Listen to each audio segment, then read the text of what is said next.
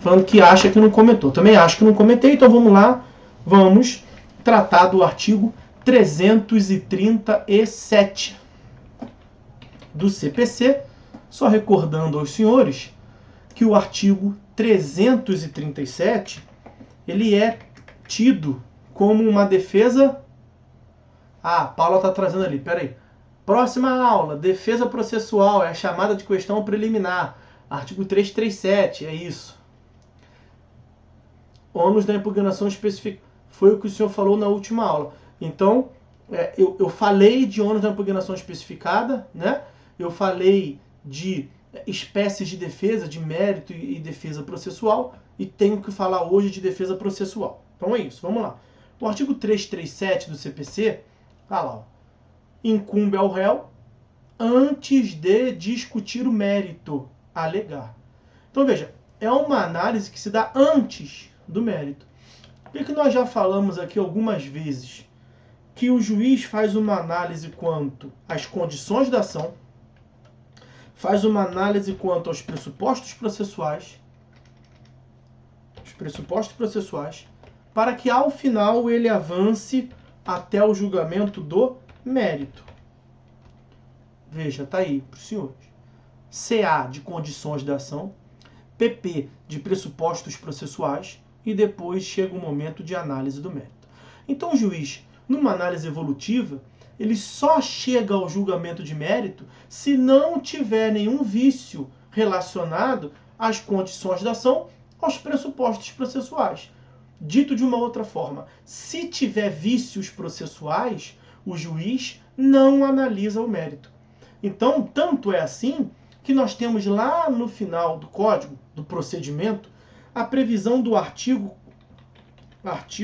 485, que são as chamadas sentenças terminativas.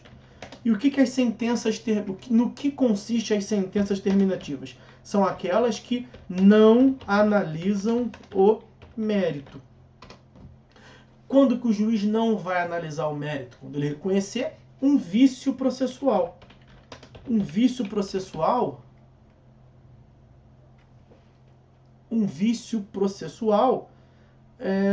que seja insanável. Porque se for um vício processual sanável, que admita correção, nós já analisamos pelo princípio da primazia da resolução do mérito, apenas a título exemplificativo, artigos 4º, 6º e 139, inciso 9º, também o 317, 4º, 6º, 139 e 317, aqui no contexto que nós estamos analisando do código. Então, sempre que o juiz verificar um vício que seja sanável, um vício que seja corrigível, o que ele vai fazer? Ele vai determinar a correção do vício. Se o vício for insanável, 485, extinção do processo sem resolução do mérito. Aí pergunta o Lucas, coisa julgada formal? Coisa julgada formal que não impede a repropositura em regra. Na aula de coisa julgada nós vamos aprofundar um pouco melhor isso aí. Mas por hora é essa a compreensão. Tem também a hipótese do vício ser sanável. O juiz mandar sanear e a parte interessada não corrigir. E aí o juiz também não é obrigado a ficar conduzindo o processo ad eterno porque o bonitão não quer corrigir. Aí isso pode resultar na extinção do processo. O que consiste, portanto, a gente compreender aqui agora, é que o vício não gera necessariamente, automaticamente, a extinção do processo. Uma vez verificado o vício processual, o que nós devemos fazer? Corrigi-lo, dar oportunidade para a correção, se assim for possível. Ok? Então, no artigo 337, nós vamos apresentar, em geral, vícios processuais. Vícios processuais que são chamados questões preliminares. Eu distingui com os senhores questões preliminares e questões prejudiciais? Me digam, por favor.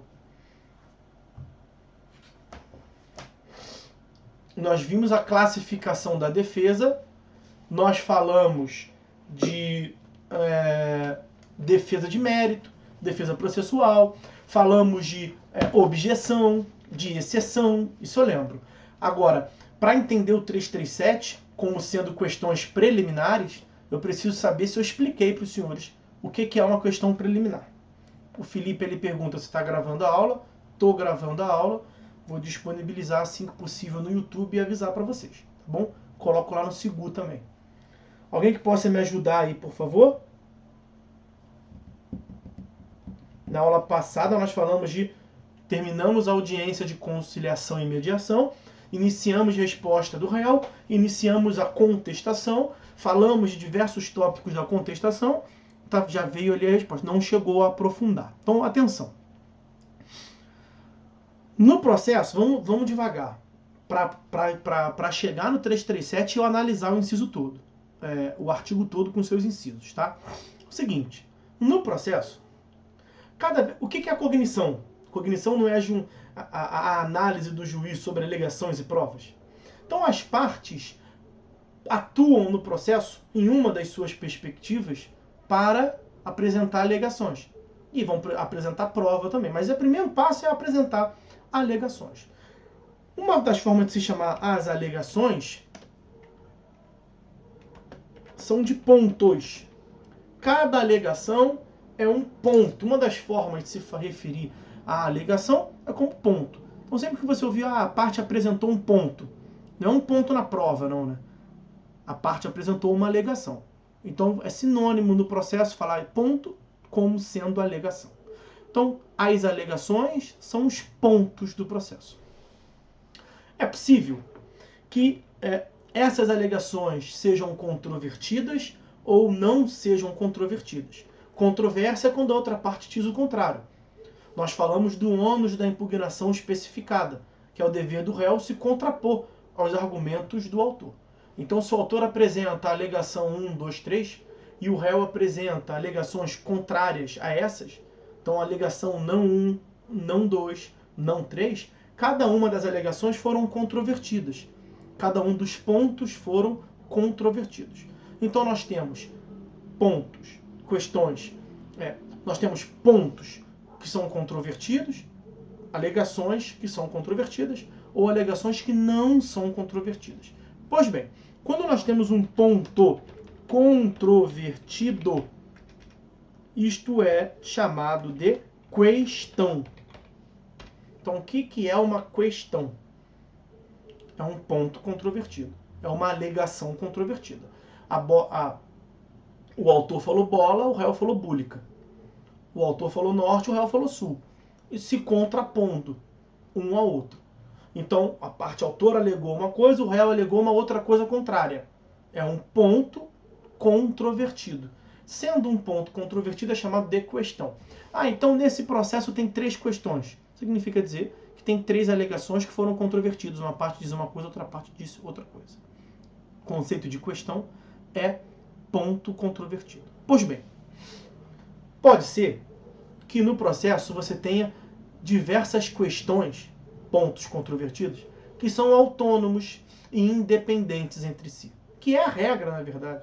A regra é que se você vai a juízo pedindo dano material, dano moral, dano estético, e o réu diga que não quer pagar dano moral, que não quer pagar dano material, que não quer pagar dano estético, tem 3 questões no processo. O juiz pode julgar um totalmente procedente, o outro totalmente improcedente e o terceiro parcialmente procedente. Então, 3 questões no processo, 3 pontos controvertidos, 3 decisões distintas. Uma de integral procedência, a outra de integral improcedência e a outra meio termo, meio lá, meio cá. Porque não há um vínculo nesse caso. Okay? Uma coisa é ter sofrido dano material, bateu o carro. A outra coisa é ter sofrido dano moral, o cara foi lá e deu na tua cara. Uma terceira coisa é ter sofrido dano estético, houve uma cicatriz no rosto. São coisas diferentes. Uma não decorre necessariamente da outra. Você pode ganhar numa, perder na outra. Ok. A autonomia entre as questões. Agora, pode acontecer que entre essas questões haja um vínculo. Então, em algumas hipóteses, que são excepcionais, são exceção à regra, o julgamento das questões estão vinculadas uma à outra. O julgamento dos pontos controvertidos estão vinculados uma à outra. Então, a questão preliminar está no contexto de um vínculo entre as questões. De modo que nós teremos uma primeira questão prévia, QP, é questão prévia, e QPR é questão principal. Então nós temos uma QP para depois chegar a uma QPR. Temos uma questão prévia e temos uma outra questão principal. E você não pode julgá-las de acordo com o seu bel prazer, porque elas não são independentes. Você só chega na questão principal ou na questão posterior se você passar antes pela questão prévia ou pela questão anterior. Daí que elas são vinculadas uma à outra. Quais são as espécies de questões vinculadas? Quais são esses vínculos? A questão principal é sempre chamada de questão principal. A questão prévia, então, a questão prévia se divide em item 1, questão prejudicial, e item 2, questão prévia. É isso que nós temos de diferenciar. Então esse é o contexto no qual se situa elas são espécies, né, questão prejudicial e questão prévia, são espécies do gênero. Não, ali não é prévia, é preliminar. Ô, meu pai. No item 2, não é questão prévia, é questão... Eu já vou preparando que eu vou falar aqui, me enrolei. Questão preliminar. Então, quem está copiando aí, aquele primeiro item 2 de cima ali, risca. Então, questão preliminar e questão prejudicial são espécies do gênero questão prévia. Aqui está a questão prévia ou anterior, aqui está a questão principal. Essa aqui, questão prévia, se subdivide em preliminar ou prejudicial. No que consiste a questão prejudicial? Vou deixar por último a preliminar, que é a que nos interessa aqui, para a gente entender. No que consiste a questão prejudicial? Questão prejudicial é um tipo de questão prévia. Caiu? Todo mundo caiu? Eu caí? Eu tô fora? Ninguém tá me vendo? Vou tentar sair. Voltou? Tô entendendo mais nada. Tô aí, não tô? Como é que é? Tamo juntos? Não tamo juntos? Caiu, professor, voltou. Caí e voltei. Tomei o caixote, mas agora voltou. Isso aí. Então vamos seguir. Estamos juntos? Todo mundo tá me vendo? Tudo tranquilo? Caiu a conexão, agora voltou. Beleza. Então olha só, eu dizia que tem dois tipos de questão prévia. Uma questão prévia de natureza prejudicial e uma questão prévia de natureza preliminar. No que consiste a prejudicial? Questão prejudicial, meus amigos, é um tipo de questão prévia que, a depender do seu julgamento, já condiciona a análise da questão posterior. Então, a questão prejudicial é um tipo de questão prévia que, a depender do seu julgamento, a depender da sua resolução, tem duas coisas para resolver. Uma que só se vê depois da anterior. Então, essa anterior, a depender do seu julgamento, se for sim ou se for não, você já condiciona o julgamento da posterior. As duas são julgadas. As duas são julgadas. Mas o julgamento da questão prévia prejudica o julgamento da questão posterior. Por quê? Porque você não vai ter nem julgamento na posterior. Ao julgar a primeira prévia, você já meio que julgou a posterior. Então, características da questão prejudicial. Você vai julgar as duas. Só que por que se chama questão prejudicial?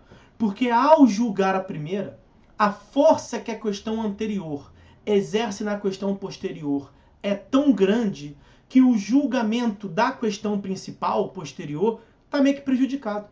Já está pré-julgado. Ao julgar a questão prévia, que exerce tanta influência na questão principal, você já julgou a questão principal. Já pré-julgou. Daí que o nome é questão prejudicial. Quer ver um exemplo? Um exemplo vai deixar muito claro para os senhores. A parte vai a juízo e fala assim: Excelência, o município está me cobrando uma taxa e eu não quero pagar.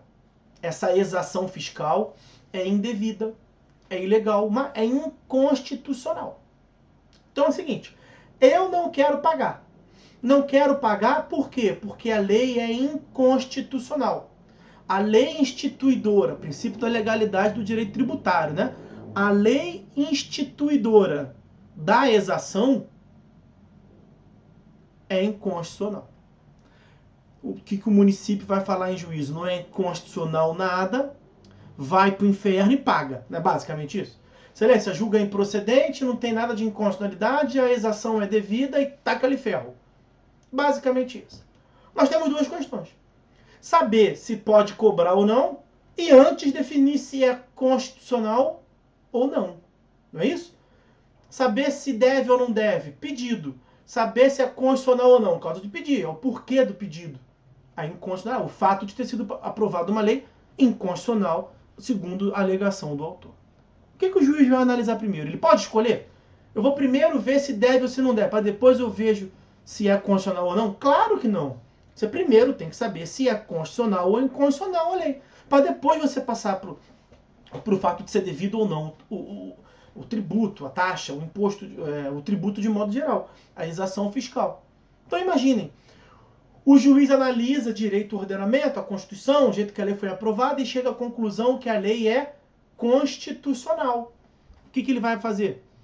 Muito provavelmente, veja, o julgamento da constitucionalidade já meio que pré-julgou, porque se o município fez tudo certinho, instituiu uma taxa da forma correta a se instituir, e ele pode instituir, bom, tem que pagar. Então, ao julgar que é constitucional, ele já meio que pré-julgou. Muito provavelmente ele vai condenar a parte a pagar. Não há uma relação de obrigatoriedade, porque não é uma questão só, são duas. Mas a questão anterior exerce uma influência muito grande, ela arrasta. Olha o nome, questão prejudicial, porque o julgamento da segunda questão, da questão principal, já está prejudicado. Já meio que já foi julgado. Inverte o exemplo. O juiz julga inconstitucional a lei instituidora. Ele muito provavelmente, a não ser que tenha uma outra razão, mas ao afirmar a inconstitucionalidade da lei que instituiu o tributo, ele já julgou. Vai julgar procedente o pedido do autor para não ter que pagar para o município. Veja, isso é um exemplo clássico, claro, de questão prejudicial. Outro exemplo de prejudicial. A parte vai a juízo e alega que, por ser filha do réu, ela quer receber alimentos. Então, qual é o pedido? Receber alimentos. A razão de ser do pedido? A relação de paternidade. Ela não pede a paternidade e também pede os alimentos. No meu exemplo, ela formulou um pedido só. Alimentos. Condenação do réu é ele pagar alimentos. Por quê? Por que você está falando que o réu te deve alimentos? Porque ele é meu pai. Então, por ser pai, tendo como causa de pedir a paternidade, ela pede os alimentos. Ok? O juiz pode escolher.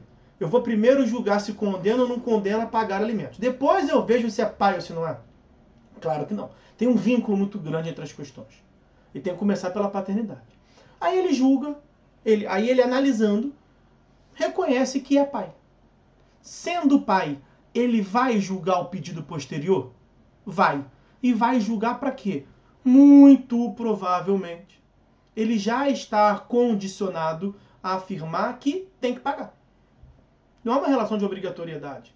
Se você mostrar lá que você é pai, mas é o Joseph Klimber, não tem como dar onde tirar dinheiro, aí pode pleitear uma indenização avoenga que o direito civil estuda, né? Você não paga, mas vou mandar um ascendente seu pagar. Mas isso é hipótese absolutamente excepcional.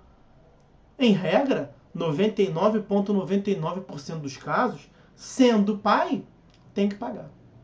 E se o juiz chegar à conclusão inversa na questão prévia e afirmar que não é pai, não sendo pai, não havendo a paternidade, ele vai julgar a questão posterior? Vai julgar sim ou não? Primeiro que botar ali, leva o bolão. Ele vai julgar a questão posterior? Ele está analisando a paternidade. Ele chegou à conclusão que não é pai. Ele vai julgar os alimentos? Dou-lhe uma. Ele vai julgar os alimentos? Dou-lhe duas. O Hugo colocou não. E eu digo, Michel colocou não. E eu digo, sim. Ele vai julgar os alimentos. Para que ele vai julgar os alimentos? Para dizer que não tem que pagar. Porque assim, não é pai, logo não vou nem resolver o mérito. Não é assim que funciona. Por não ser pai, não tem que pagar. Sinto muito de menor, ele não é teu pai. Não vou condenar um sujeito que não é teu pai a te pagar. Procura outro aí. Ele não é pai. Não há relação de paternidade. O pedido é só de alimentos. O que fundamenta o pedido de alimentos? A paternidade. Pois não sendo pai, em regra, não tem que pagar. Também é em regra, não tem uma relação absoluta aqui. Que ele pode não ser pai, mas ser o avô. E aí o juiz construir lá o melhor interesse do menor e mesmo assim pagar. Mas é muito excepcional isso. Isso é uma questão de legitimidade. Agora, não sendo pai, que é o fundamento do pedido, a conclusão é colocar ali improcedência. Mas veja, tem julgamento dos dois. É porque o vínculo que exerce é tão grande que você acha que sendo não é não. É até não, a resposta é não. Não é que não vai julgar. A resposta é não. Essa é a questão prejudicial. Na questão prejudicial, o juiz vai analisar as duas questões. A constitucionalidade e o dever de pagar o tributo. A paternidade e o dever de pagar os alimentos. Ele vai julgar sempre as duas. A questão aqui do vínculo está na condicionante. Ao julgar a anterior, ele já meio que condiciona o julgamento da posterior, que vai existir. Mas já está pré-julgado.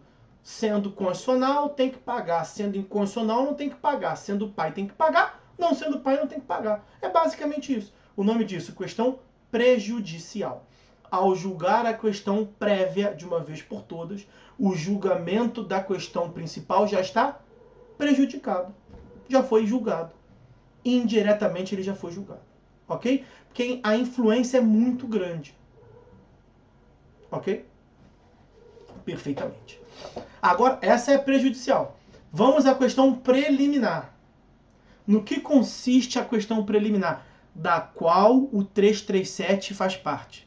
Questão preliminar é um tipo de questão prévia que, a depender do seu julgamento, impede a análise da questão principal. Olha como é que é diferente.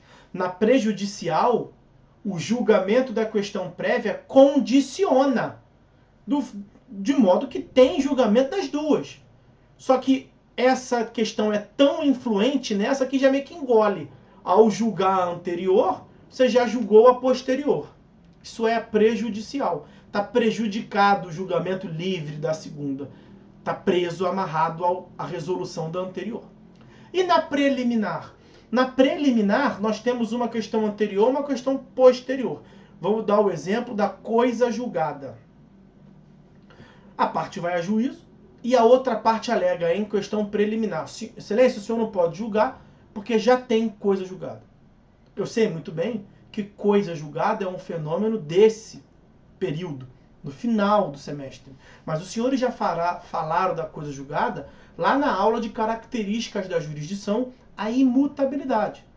A coisa julgada é a imutabilidade e a indiscutibilidade da decisão transitada em julgado, decisão de mérito transitada em julgado. Por que que é indiscutível? Porque é imutável. Para que você vai espernear, discutir, blá, blá, blá, se não pode mudar? Então, por ser imutável, é indiscutível. Pois se é indiscutível, o cara não pode discutir de novo, propor outra demanda. Ok? Ok. O autor foi a juízo. Você, como réu na contestação, estamos vendo defesa, né? Contestação. Você na contestação como réu fala o quê? Excelência, quero nem saber a tua opinião sobre isso. O senhor não pode julgar. Pô, não posso julgar porque eu sou Vossa Excelência. Eu sou juiz de direito. Grandes merda. A lei fala que tu não pode julgar. Não pode julgar porque já foi julgado anteriormente. Não pode julgar porque já houve uma pronúncia do Estado juiz anteriormente. Incide sobre a hipótese coisa julgada. Aí o juiz olha aquilo e vai falar o quê? Ah, é? Quer saber de uma coisa? Isto não é coisa julgada, diz o juiz. Você, réu, alegou, tem coisa julgada. O juiz diz, tem nada. Isso é uma outra coisa. Vai ver lá o 337, os parágrafos que o professor vai te ensinar. Isso não é coisa julgada. Ao falar o juiz que não é coisa julgada, ele analisou a questão prévia e recusou. Ele vai avançar para a principal. Ok? Agora inverte. O juiz olha a tua alegação, coisa julgada. Deixa eu ver se tem. Deixa eu, Vossa Excelência, ver se tem. Ih, rapaz, o réu tá certo. Tem coisa julgada. Tendo coisa julgada, eu não posso julgar, porque é imutável. Então, eu, juiz, ao acolher a alegação da parte de coisa julgada, vou julgar a questão posterior, a questão principal? E a resposta é não, porque é justamente nisso que consiste a questão preliminar. Questão preliminar é aquela que, uma vez acolhida, gera a impossibilidade de se julgar a questão principal, a questão posterior, que é qual? O mérito. Nós não vimos condições da ação, pressupostos processuais e mérito? Qual é a questão principal? O mérito. Daqui para cá. Dessa estante aqui para cá. Ó. Questão principal. E essa aqui, essa primeira estante, são as condições da ação. Essa aqui atrás de mim, os pressupostos processuais. Só vai chegar aqui se passar por aqui de modo positivo e passar por aqui de modo positivo. Você está alegando uma ruptura, um vício numa dessas estantes aqui. Ó. Tem problema nessa primeira estante, ela vai cair. Tem problema nessa segunda estante, ela vai cair. Se o juiz concordar, ele não vai julgar aqui. Porque tem um problema nos vícios processuais. É isso. É esse o conceito de questão preliminar. Por quê? Julgando procedente, acolhendo a sua alegação de preliminar, o juiz não vai avançar o mérito. Ok? Pegar a distinção de preliminar para prejudicial, vamos olhar de novo o 337 para entendê-lo. Artigo 337 do CPC. Só o caput. Incumbe ao réu, antes de discutir o mérito, alegar. Por que ele vai alegar isso antes do mérito? Porque é uma questão prévia. E o mérito é a questão principal. É uma questão prévia de qual ordem? Questão preliminar. Porque o que vai se alegar ali são vícios processuais, que vão impedir, uma vez acolhido, vão impedir a análise da principal, do mérito. Ok? Ok. Vamos lá. Vamos ver agora inciso por inciso. E não é, vamos assim dizer, não é pouca coisa não, tá? Mas dá para levar tranquilo. Vamos lá ao inciso 1º do artigo 337. A parte pode alegar inexistência ou nulidade da citação. Vamos agrupar aqui cada uma dessas hipóteses, meus amigos, dentre as classificações, as naturezas jurídicas do ponto de vista processual, tá? Os senhores já viram condições da ação, TGP1. Os senhores já viram pressupostos processuais, TGP2. Eu sempre digo, o que vai cair na prova? O que cai no trabalho? Tudo. Tudo, inclusive TGP1, TGP2, porque é inerradável, é inoxidável, inexorável, não tem como fugir disso. Porque para aplicar o 337, você tem que saber de citação, olha lá. Inexistência ou nulidade da citação. No que consiste a citação, meus amigos? Qual é a natureza jurídica da citação? É um pressuposto processual de validade do processo. Para que o processo seja válido em relação ao réu, ele tem que ser citado. Para quê? Para integrar a relação jurídica processual e, dessa feita, poder participar em contraditório. Olhem o artigo 238. Citação é o ato pelo qual são convocados o réu, o executado ou o interessado, o que nos importa é o réu, para integrar a relação processual. Ok? Citação é para isso, para ele fazer parte da relação processual e poder exercer, então, o contraditório. Ok? Veja o 239.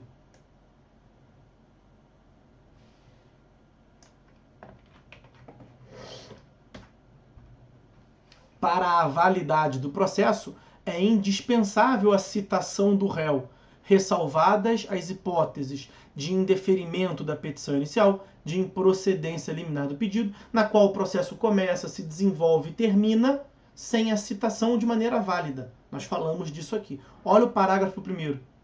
O comparecimento espontâneo do réu ou do executado supre a falta ou a nulidade da citação, fluindo a partir desta data o prazo para apresentação de contestação. Qual é a finalidade da citação? Permitir o exercício do contraditório. E como é que se exerce o contraditório? Uma vez que esteja integrada a relação processual. Então, um existe para o outro. Olha o que o 337, inciso 1º, está dizendo.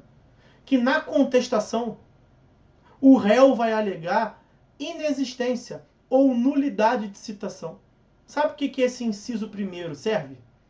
Para praticamente nada. Porque o réu contesta. E na contestação, ele fala assim: não fui citado. O que o juiz vai dizer? Ah, não foi citado não? Então está citado agora e você já contestou. A citação serve para você contestar. Contestado está. Não estou dizendo, meus amigos, que o vício de citação é de menor importância. Muito pelo contrário. É o maior vício que pode ter no processo. É a nulidade ou a inexistência de citação. A citação, o vício da citação, o vício na citação, é considerado um vício transrescisório. O que significa vício transrescisório? Que está acima da rescisão.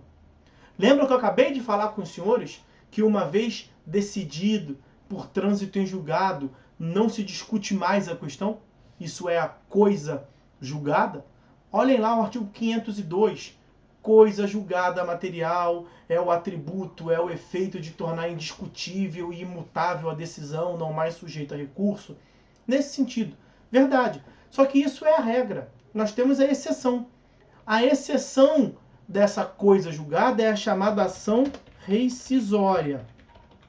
A ação rescisória, ela serve para desconstituir uma decisão transitada em julgado. Excepcional.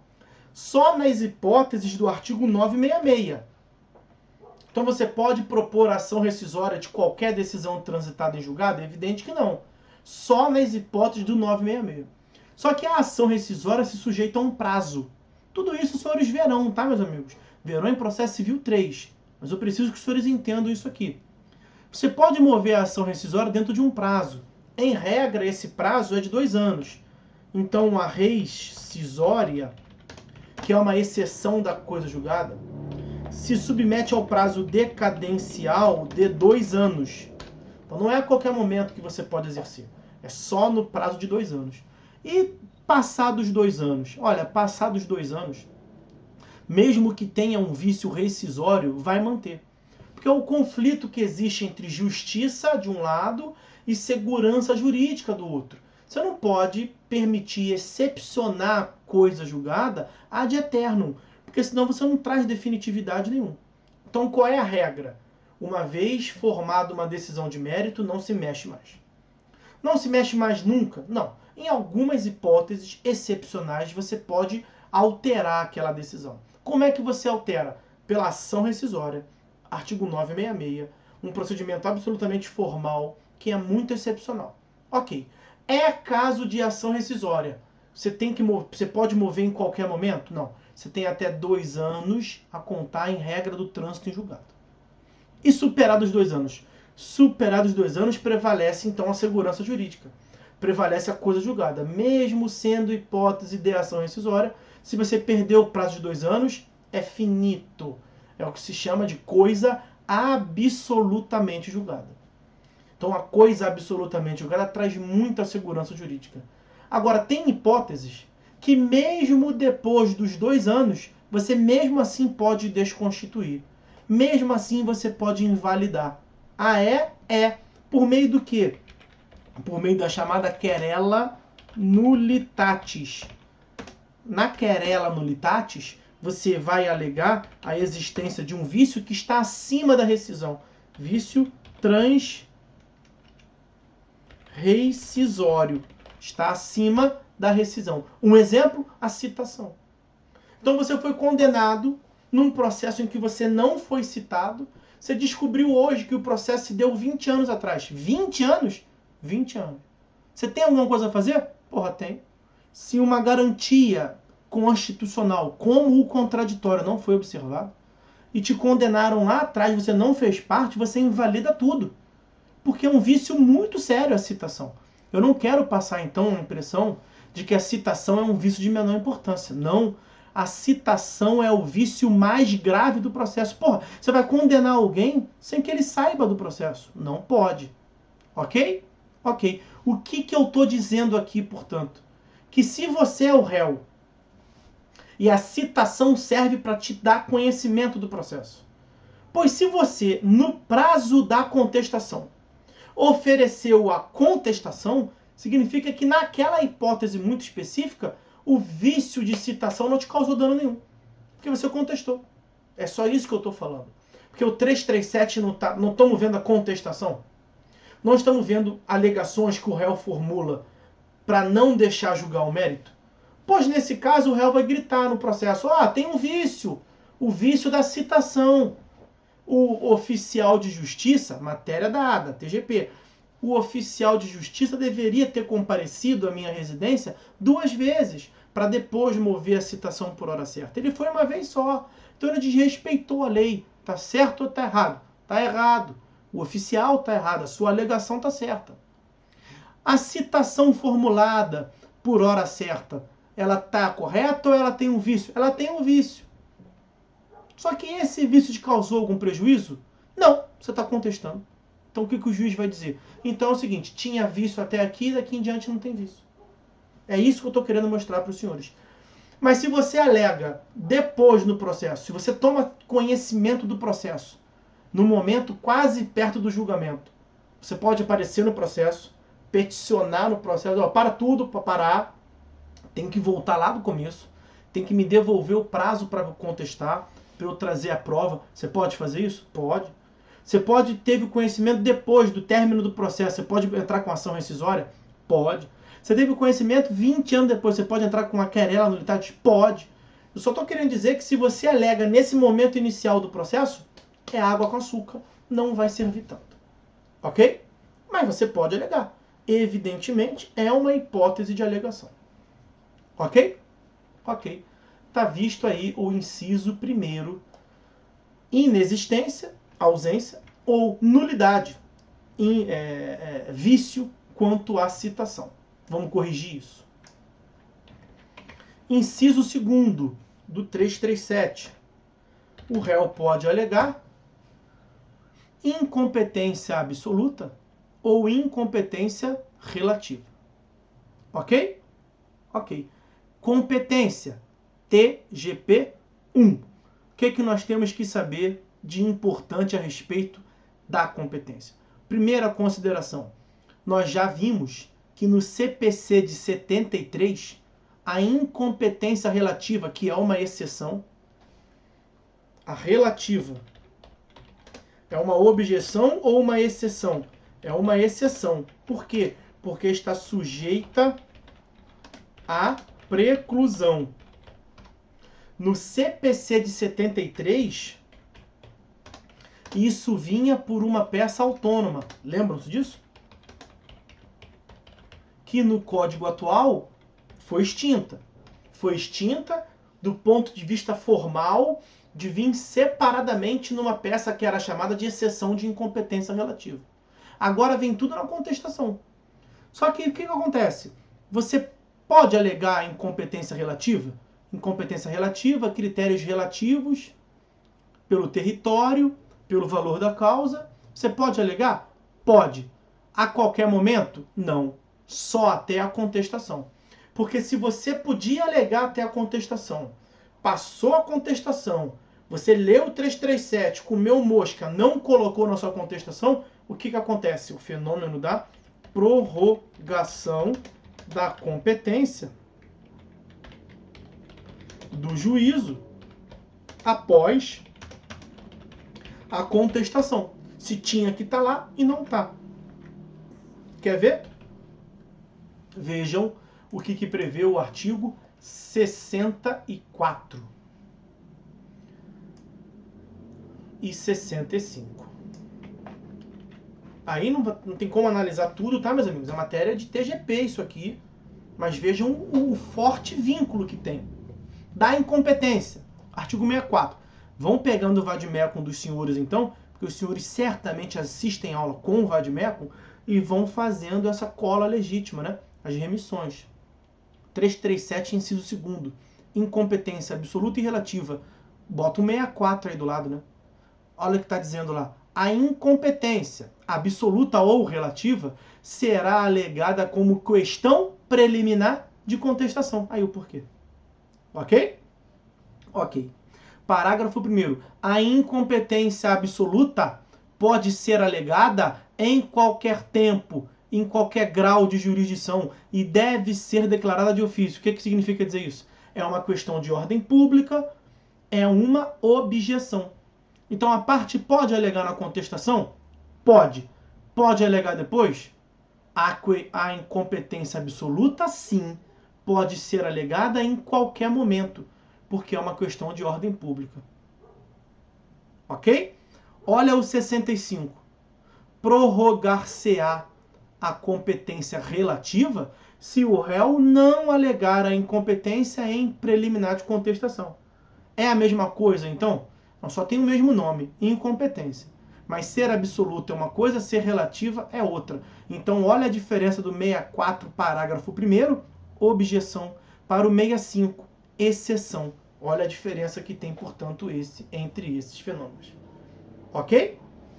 Então, quando o inciso 2º do 337 diz que a parte pode alegar na preliminar de contestação a incompetência absoluta e relativa, o que significa?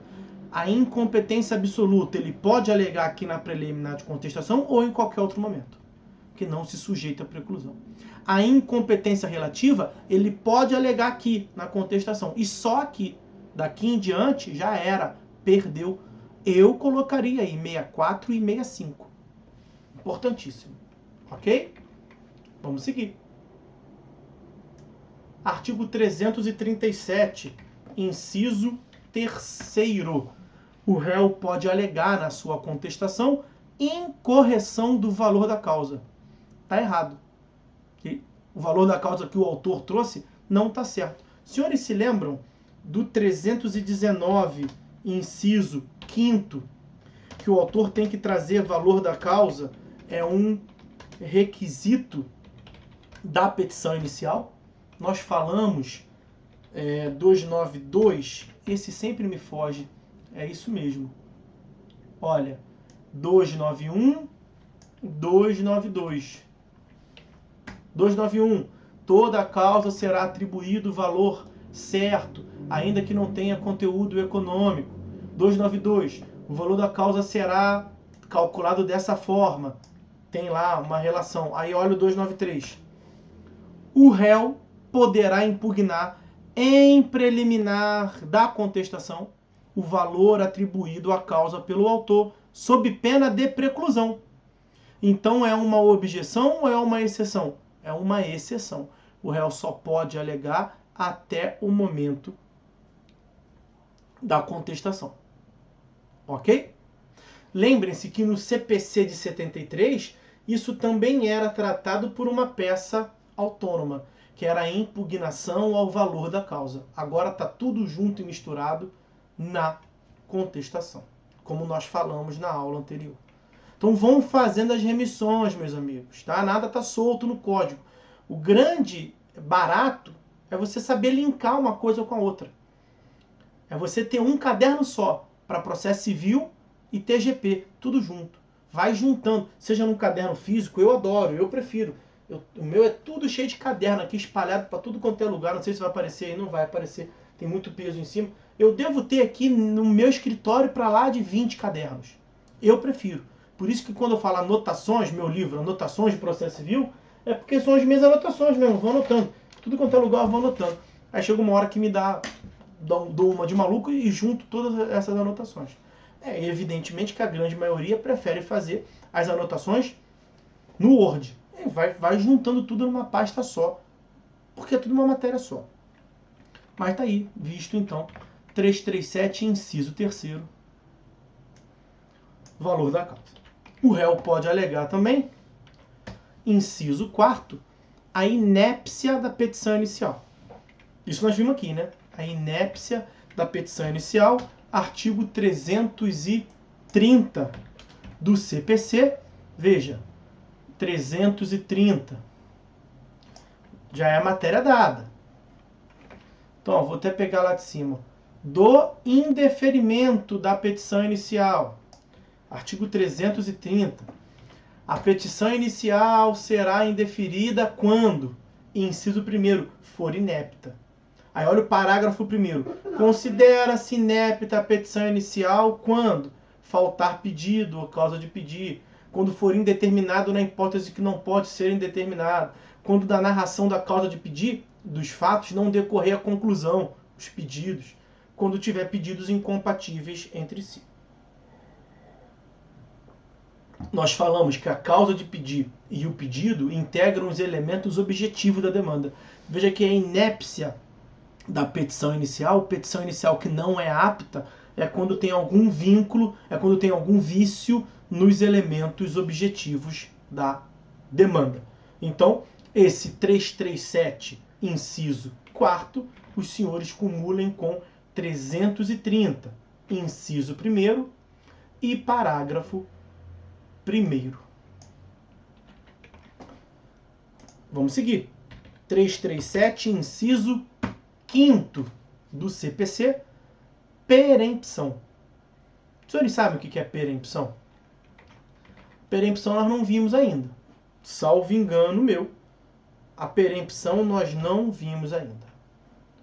A perempção está no artigo 486, parágrafo 3º. Aqui eu vou ter que explicar, porque, salvo engano, não falei com os senhores sobre a perempção. 486, parágrafo 3º. Senhores, perempção, nós vamos gastar aqui cerca de 10 minutos falando sobre ela, mas com toda franqueza, é uma das coisas mais inúteis que pode existir. É a prova de que o legislador processual, ele tem a imaginação muito fértil. Coisa mais inútil, cara, coisa mais sem noção que o processualista foi capaz de inventar, essa tal da perempção. Antes de ler ali, no que consiste a perempção?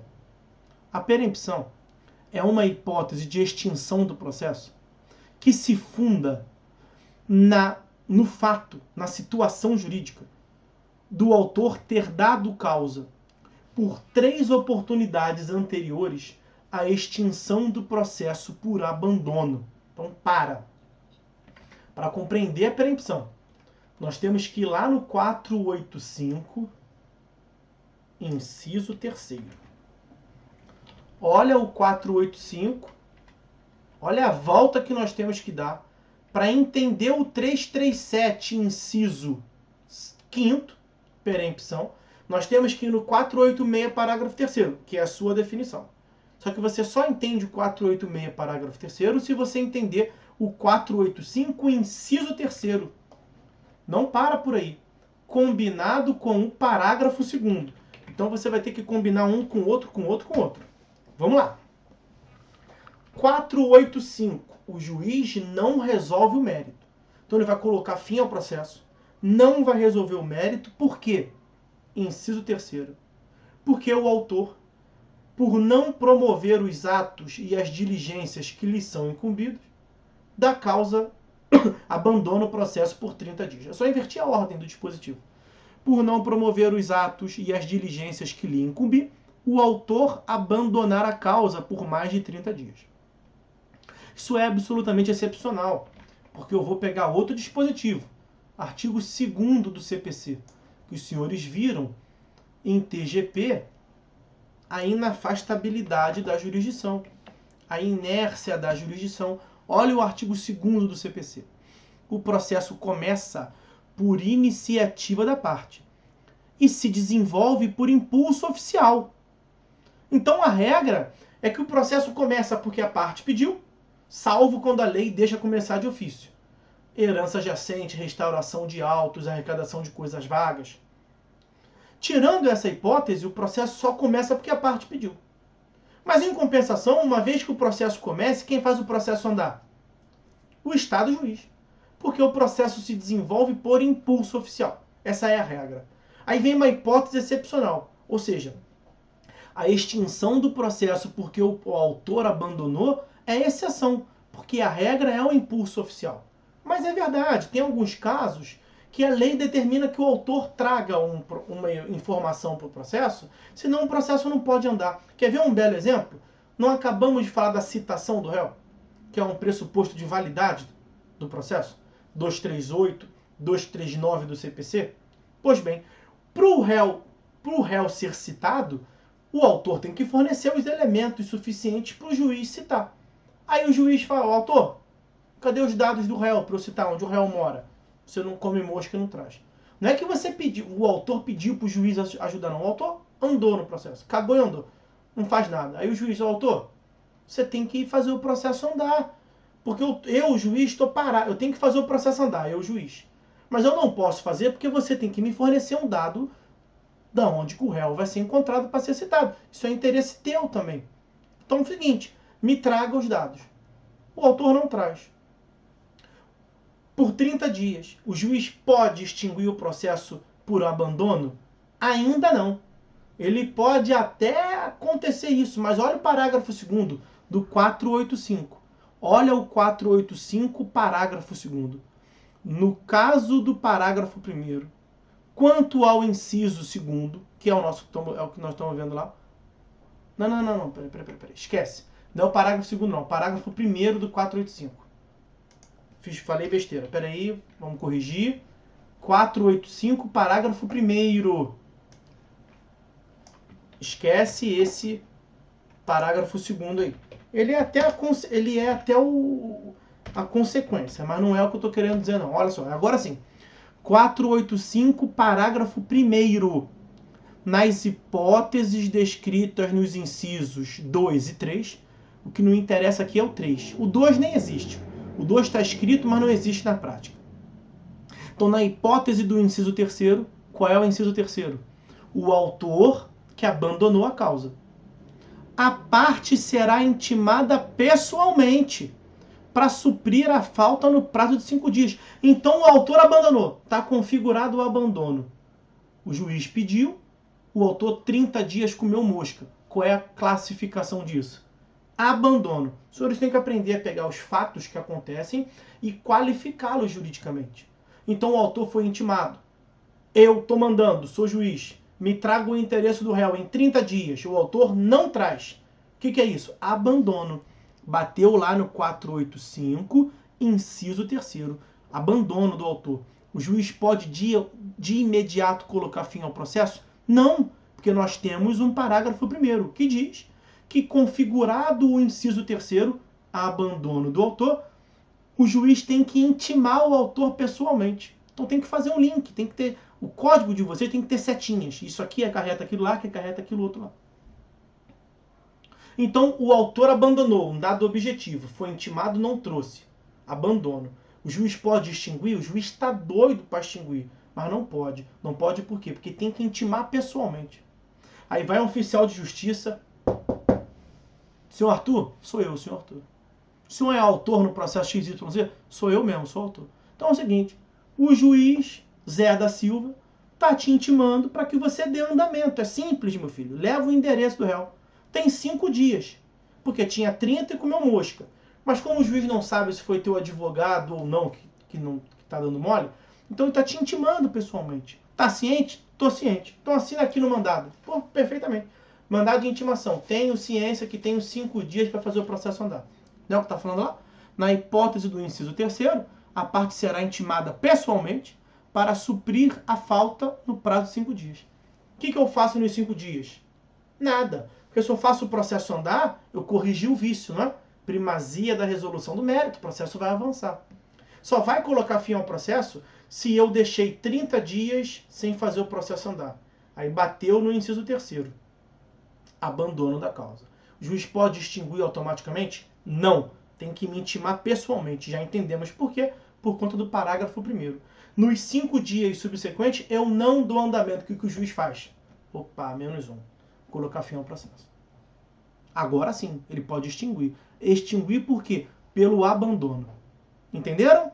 Ok? Tá aí a extinção por abandono. Isso é perempção? Não. Isso é extinção por abandono.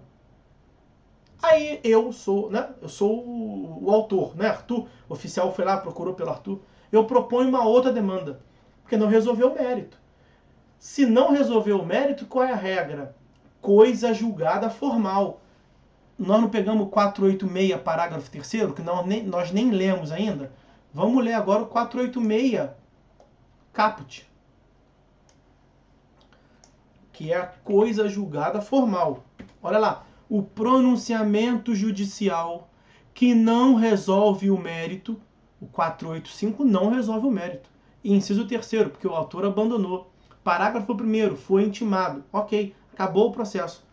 Mas ele não resolveu o mérito, não obsta a que a parte proponha de novo a ação. Então eu perdi o primeiro processo, o juiz não julgou o mérito, eu vou a juízo de novo. Proponho a segunda demanda. Eu, Arthur, como autor. Posso? Posso. Perfeitamente. Aí vai começar o segundo processo. O que o juiz vai falar? Arthur, mesma coisa, filho. Cadê o endereço do réu? 30 dias para trazer. Eu levo? Não, não levo. O juiz configurou o quê? Abandono da causa. O juiz pode acabar com o processo? Não, não pode. Por quê? Porque tem que me intimar pessoalmente. Aí vem o oficial. O senhor é o Arthur? Autor da demanda? Sou eu, sim, senhor. Pô, já vim aqui outra vez, filho. Fui eu mesmo que vim. Estou intimando o senhor. O senhor tem 5 dias para fornecer o endereço do réu. Porque senão o juiz vai colocar fim ao processo. O que eu faço? Nada. Passou 5 dias, o que o juiz vai fazer? Extinguir o processo. Vai extinguir o processo por quê? Pelo inciso 3º do artigo 485. O nome disso é abandono da causa. Ok? Ok. Aí eu proponho de novo a ação. Olha a inutilidade disso, mas tem que analisar direitinho, porque isso cai em concurso. Porque está na lei. E cai em concurso porque você não vê na prática. Vamos entender aqui. Você propõe a demanda pela 3ª vez. Se você está começando a 3ª demanda, essa 3ª demanda já foi extinta? Não. Então começou a 3ª demanda. Eu abandonei a causa. Aí o juiz me intima. Arthur, autor, tem 30 dias para trazer aquele mesmo lero-lero endereço do réu, que tu não trouxe nenhuma vez. Se não trouxer, eu vou te intimar e vou extinguir. Aí eu não trago em 30 dias. Vem o oficial. Pô, não aguento mais. Você não entendeu até agora? Ah, entendi. Então tem 5 dias para trazer o endereço do réu. E eu levei? Não levei. Consequência, extinção do processo por abandono. Por abandono. Por quê? Porque agora vamos ler o 486, parágrafo 3º. Agora vamos ler. Depois dessa volta toda, proposital. Olha o 486. Olha quanto tempo eu tive que perder para tentar fazer você entender o que é a perempção. E não vai acontecer. Qual é o autor que vai fazer isso? Vamos ler. 486, parágrafo 3º. Está no chat lá em cima. Se o autor der causa por 3 vezes a sentença fundada em abandono da causa, digo eu, 485, inciso 3º, combinado com o parágrafo 1º, não poderá propor nova ação. Eu dei causa na 3ª sentença consecutiva por extinção por abandono. A 4ª demanda eu posso propor? Não posso. Perde-se o direito de propor, porque eu demonstrei que eu não sei brincar. Eu demonstrei que eu vou a juízo, proponho a demanda e abandono o processo. O ordenamento processual me deu 3 chances de fazer essa cagada. Na 3ª, então quando o juiz profere a 3ª sentença por abandono, o que surge? Pum! Pirim, pim, pim. Perempção. Surgiu a perempção. Então a 3ª demanda que eu propus foi extinta. Qual o fundamento? Por abandono. Aí eu vou a juízo na 4ª vez. Posso? Não posso. O que o juiz vai fazer? Agora eu vou colocar fim ao processo, sem ter que te intimar, sem ter que esperar você abandonar, eu já vou me antecipar. Quando que surge o 486, parágrafo 3º? Quando eu dou causa a 3 extinções por abandono. Se o autor der causa por 3 vezes a sentença fundada por abandono, não poderá propor nova ação, mas eu não respeito a lei, eu vou e proponho a 4ª demanda. O que o juiz pode fazer? Julgo extinto o processo. Mas não vai intimar? Não, nem vou intimar. Julgue, porque eu não vou julgar extinto por abandono, eu vou julgar extinto pela perempção. Julgo extinto o processo por perempção. E se o juiz não fizer isso? Você pode alegar como réu. Então esse é o contexto todo do 337, inciso 5º, perempção. O que é perempção?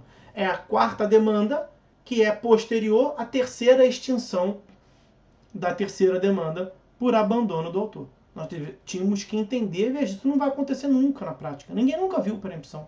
Garanto que ninguém nunca viu, ninguém nunca vai ver a perempção, porque isso tudo que o autor vai propondo, a 2ª demanda, a 3ª demanda, ele paga para isso. Ele não vai querer gastar esse dinheiro fora nessa economia em recessão que nós estamos. Agora, vai cair na tua prova? Grande chance de cair na tua prova. Justamente porque está na lei e não vê tanto na prática. E o examinador é um sujeito sem alma, é um espírito sem luz que quer te pegar nesse negócio aí. Então a perempção é a 4ª demanda. Agora, para fechar a perempção e fechar a aula. A perempção, meus amigos, é um instituto de direito processual. Veja, eu fui a juiz a primeira vez, abandonei. Eu estava pedindo o que na primeira demanda? 100 mil reais do réu. Eu posso ter o direito material, não posso? Prestei 100 mil reais para o réu não me pagou. Ok? Propus a 2ª demanda, abandonei. E eu estava na 2ª demanda discutindo aquela 100 pila, 100 mil reais. Propus a terceira demanda, abandonei. E eu estava discutindo os 100 mil reais. Propus a 4ª demanda. O juiz nem esperou eu abandonar. O juiz julgou extinto por perempção. O que o juiz disse? Esse autor não sabe brincar. Então ele não pode propor o direito de ação. Há uma restrição ao direito de ação. Isso quer dizer que eu não tenho os 100 mil reais? Eu posso ter o direito de 100 mil reais, não posso? Olha o que o 486 vai dizer. Parágrafo 3º. Se o autor der causa por 3 vezes, já vimos. A sentença fundada em abandono da causa, já vimos. Não poderá propor nova ação contra o réu com o mesmo objeto. Já vimos. Perempção. Continua. Ficando-lhe ressalvada, ficando-lhe... O que é esse lhe? É o autor. Ficando ressalvado ao autor, entretanto, a possibilidade de alegar em defesa o seu direito. Porque ele não perde o direito material. Ele perdeu foi o direito de ação, porque ele não sabe ser um autor. Mas pode ser que ele saiba ser o réu, né? Você imagina se aquele devedor dele vai a juízo depois, cobrando uma indenização qualquer. Porque como ele não pode propor a 4ª demanda, ele não quer deixar os 100 mil reais para o réu. O que ele faz? A doutrina brinca com isso. Ele vai lá e bate no carro do réu para causar um prejuízo no réu. Aí o réu vem a juízo contra... O réu não, né? O devedor o devedor vem a juízo contra ele. Porque ele não sabe se é autor, mas ele pode saber se é réu. Pode?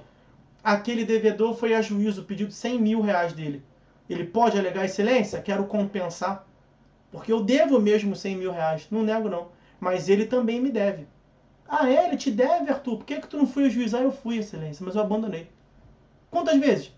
3 vezes. Pô, você é aquele autor, o Arthur, que foi o único no Brasil que deu causa a uma perempção? Pô, então tá bom. Ele vai julgar o pedido do seu devedor, que você gerou um dano, 100 mil lá, 100 mil cá. Ele vai julgar o pedido do autor improcedente, porque ele vai compensar. O seu exercício à compensação continua existindo, você continua tendo crédito. Se esse camarada te paga voluntariamente, mas aí depois ele se lembra que você foi a juízo 3 vezes, não, ele nem sabia, né? Nem vai se lembrar, porque ele não sabia, não foi citado. Aí depois ele tem conhecimento, você fala com ele, porra, ainda bem que tu me pagou, cara, porque eu não podia te cobrar. Eu tentei te cobrar 3 vezes, abandonei, na 4ª, quando eu fui, tomei um prejuízo, o juiz acabou com o processo, já gastei mais de 20 mil reais em custos. Que bom que tu me pagou esses 100 mil que você me devia, porque eu nem podia te cobrar. Aí o devedor vai, tu fez isso? Então eu quero a devolução do dinheiro. Eu quero a repetição do indébito. Pode? Não pode, ele não tem direito, ele te deve. Então veja, isso é um instituto de direito para encabar a aula. Perempção é um instituto de direito processual, que não significa a extinção do direito material. Não se fulmina o direito material. O que vai acontecer, o que vai acabar acontecendo é o quê? O credor pode ir a juízo cobrar? Não, não pode. Não pode ir hoje, ele pode semana que vem? Não, não pode, porque ele já foi 3 vezes, ninguém mandou ser burro. Aí ele vai poder ir mês que vem? Não vai poder. Ele vai poder ir ano que vem? Não vai poder. Porque o percurso de tempo não inibe a merda que ele já fez. O que vai acabar acontecendo? A prescrição. E a prescrição, sim, mata o direito material. A prescrição é causa de extinção do direito. Perto do direito de ação você não pode cobrar, não é? Então, a prescrição, sim, tem um mosquito aqui. A prescrição é um fenômeno de direito material. Não confundam, portanto, prescrição com perempção. Prescrição, direito material. Mérito, perempção, 337, questão preliminar. Ok? Até que para quem achou que não ia falar, eu dei uma despertada. Até que para achou que não ia falar, falando bastante coisa. Mas tá bom, não dá para começar o próximo inciso pelo tópico que nos restam. Eu vou anotar aqui assim que eu achar a minha caneta, porque a minha filha está usando o meu escritório, está roubando as minhas canetas todinha. Cadê? Eu tinha uma caneta aqui também e eu mesmo perdi. Eu vou pegar uma outra aqui. Senhores, eu vou tomar nota aqui, na minha anotação, vou colocar aqui o artigo. Eu sou tão neurótico, eu estava de caneta azul, marcar de caneta preta me dá um certo ranço. Mas não tem jeito. Eu vou me dar uma última chance de achar. Não achei, vai ser essa mesmo. Então, 337, inciso 6º e seguintes é o que nós veremos na próxima aula. Então é o seguinte, antes de encerrar a aula, assim como fizemos no começo, eu vou em 1 minuto para cada tratar de 2 tópicos. Primeiro tópico, trabalho. Os senhores têm até 11 horas e 59 minutos para me encaminhar o trabalho. Eu não sei se já encaminharam durante a aula, evidentemente não olhei. E eu vou olhar. O trabalho, bateu o dia, virou o relógio para 00, dia 13 de maio eu não recebo mais trabalho. O trabalho vai ser intempestivo. Ok? No começo da aula tinha menos da metade da turma encaminhado o trabalho. Eu espero que os senhores encaminhem, tenham encaminhado já no meio da aula e encaminhem até meia-noite de hoje. 11 horas e 59 minutos, que não existe meia-noite de hoje, é amanhã, né? Enfim. E o segundo tópico é a recuperação judicial da Cândido Mendes. Fiquem tranquilos, eu fiquei bem tranquilo. Na verdade, eu acho que isso é um passo atrás para dar 50 na frente e que a Cândido Mendes possa ter mais 100 anos, é o que todos nós queremos, assim espero. Eu acho que é uma medida que não é tão boa, é um remédio ruim, mas é para uma boa finalidade. A Cândido Mendes vai sair dessa do jeito que está. Eu fiquei bem tranquilo e quero transmitir essa tranquilidade para vocês. Tá certo? Tudo vai se resolver, vai passar um período de recuperação judicial aí, 1, 2 anos, e depois vai se reestruturar, porque do jeito que tá tudo sendo muito bem feito, ok? Bom, com isso, a gente encerra a aula. Quero mandar um abraço para vocês.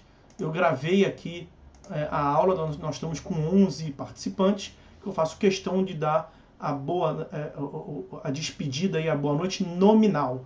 Felipe Venâncio, Vitória Ribeiro, Davidson Modesto, Regilson Heleno, acho que é assim, né? Hugo Fiuza, Anderson, Paula Caldeira, Rubiane Alves, Larissa e Michel Silva. Galera, o Aldormir Júnior acabou de voltar.